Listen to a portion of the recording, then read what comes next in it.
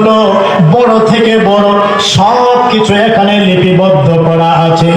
এটাকে মনে বললাম সব কিছু এখানে লেখা আছে।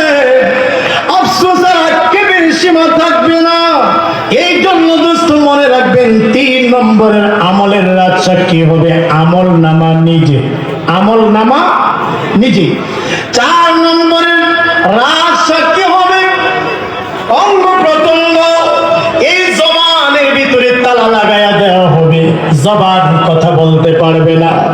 তখন দেখা যাবে হাতগুলো কথা বলবে, পা গুলো সাক্ষ্য দিবে। আল্লাহ নিজে বলেন সূরাত ইয়াসিন, আল ইয়াউমা নাখতিমু আলা আফওয়াহিহিম ওয়া তুকাল্লিমুনা আইদিহিম ওয়া তাশহাদু আরজুলুহুম বিমা কানু ইয়াকসিবুন।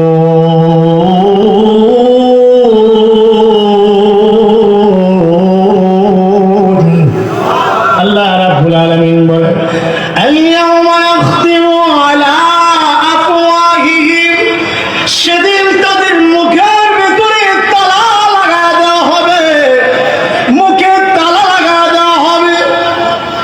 আর ওয়া তুকাল্লিমুনা আইদিহিম, তাদের হাত কথা বলবে।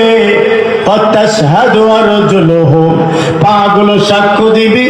আল্লাহ আমি তার এই হাতগুলো সাক্ষ্য দিচ্ছি, আমি তার পাগুলো সাক্ষ্য দিচ্ছি, তোমার এই নাফরমান বান্দাটা, তোমার এই নাফরমান বান্দিটা সে গুনাহ করেছিল, আল্লাহ পাপের কাজ করেছিল এই হাত দিয়া, গুনাহের দিকে হেঁটে হেঁটে গিয়েছিল এই পা দিয়া। আল্লাহ আমরা সাক্ষী। দুস্থরা, আমার মায়েরা, বোনেরা, বলেন দেখি, হাত পা যদি আমার বিরুদ্ধে সাক্ষ্য দেয়, সেদিন কোনো উপায় আমাদের থাকবো নি। আপনারা কি চান এই হাত পা আমাদের বিরুদ্ধে সাক্ষ্য দিক? আপনারা চান? যদি না চান তবে গুনাহ মুক্ত জীবন আমাদের করতে হবে। আল্লাহ আমাদের আমল করার তৌফিক দেন, বলেন আমিন। ছোট্ট একটা হাদিস পড়েছিলাম, নবীজি বলেন, তারাকতু ফীকুম আমরাইন, ও আমার উম্মতেরা, 2টা জিনিস তোমাদের মধ্যে রেখে যায়। কয়টা জিনিস? 2টা। এক, কিতাব আল্লাহ, আল্লাহর কিতাব মানে কোরআন। 2, ওয়া সুন্নাত রাসূলি, আমি রাসূলের সুন্নাত তোমাদের জন্য রেখে যায়।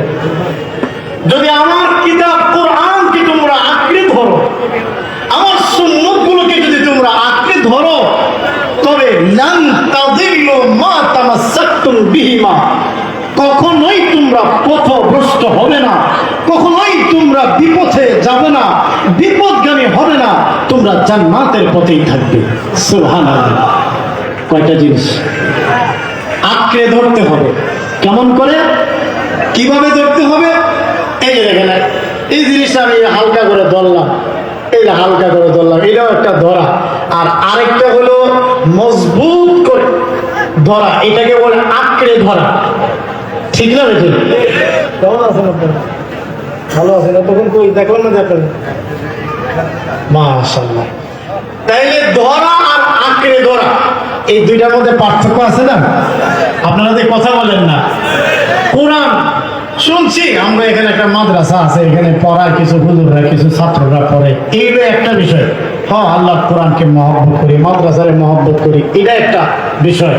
আর আরেকটি হলো আঙ্গ মাদ্রাসা, এ আমাদের মণিপুর, আমাদের খাসপাড়া মাদ্রাসার কথা বলো না, এটা তো আমাদের মাদ্রাসা, এখানে তো ছাত্ররা যারা পড়ে, আমাদের ছাত্র। বাস আপনি কোমরে গামছা বাঁধা, মাদ্রাসার কি লাগবে, ছাত্রর কি লাগবে, নিজেও কোরআন শিখতেছেন, সন্তানরাও পড়াইতেছেন, বাস কোরআন নিয়ে, মাদ্রাসা নিয়ে বাস আপনি লেগে গেলেন। এটাকে বলে আঁকড়ে ধরা। আরো জোরে কর না, এটাকে বলে কি? আঁকড়ে ধরা। তাহলে আমরা কি আল্লাহর কিতাব শুধু ধরবো না আঁকড়ে ধরবো?